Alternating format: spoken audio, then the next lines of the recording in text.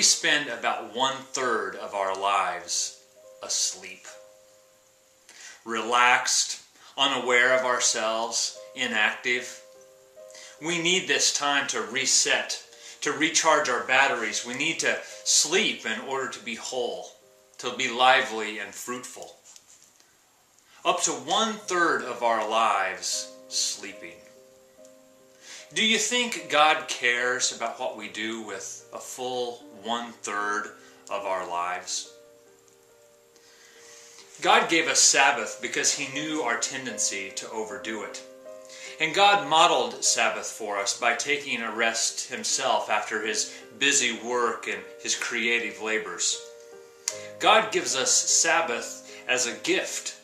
It's a covenant made with us because we have something to gain. It fulfills for us a need.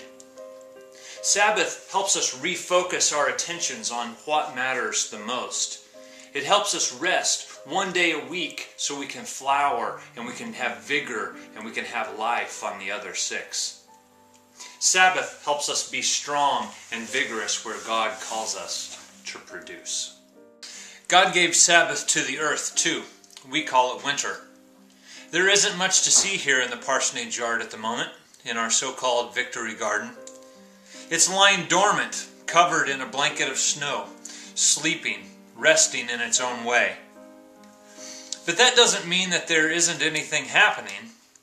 Under the snow and the soil, the bulbs are developing inwardly. They need the freezing conditions and the Sabbath of winter so they can be on the front lines of spring, the first to tell the good news of Easter, like the women who were the first to find Jesus' empty tomb. In the Old Testament, God told the people to let the entire land lay fallow for 2 years in a row. 2 years out of every 50, they were to plant no crops, plow no ground. The land needed to rest. It was called the Jubilee, a time of rest and resetting, a time of celebration. Rest and resetting is a good thing.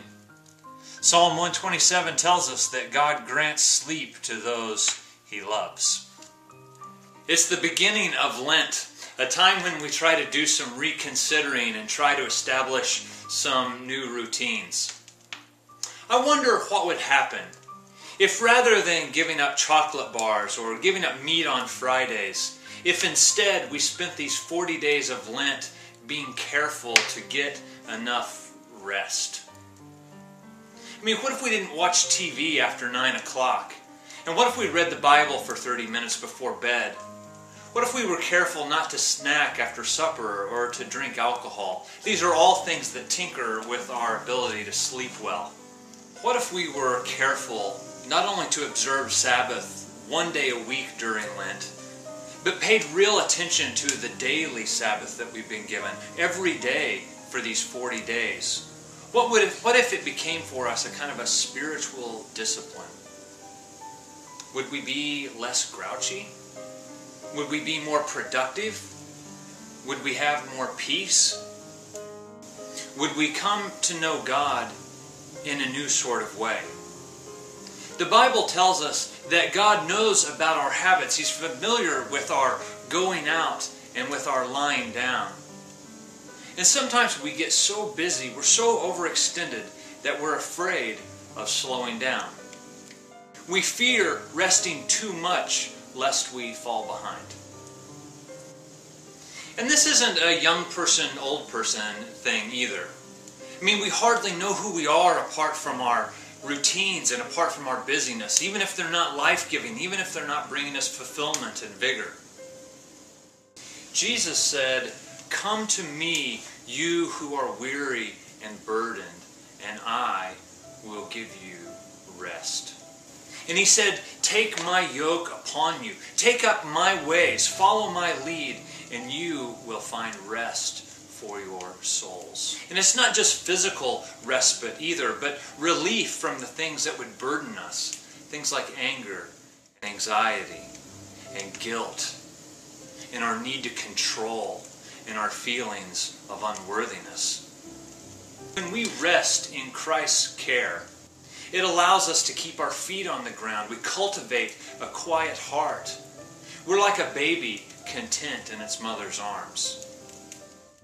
This lying fallow, this trusting in and enjoying the presence of God is called winter for the garden. Our lying down and giving ourselves to the spiritual discipline of rest is called Sabbath for us. It's another way of experiencing God's life-giving gift of grace. May these 40 days be for us a time of renewal and rest, a time of jubilee and celebration of God's goodness. May we know that life is building and budding within us, and it's already there, just under the surface, just like life is there, just beneath the surface of the February snow. In these 40 days, may we reclaim Sabbath. And like a child nestled in its mother's arms, like a seed cradled within the earth, like a flower swaddled within the bulb, may we know the closeness and the bounty and the warmth of our Creator.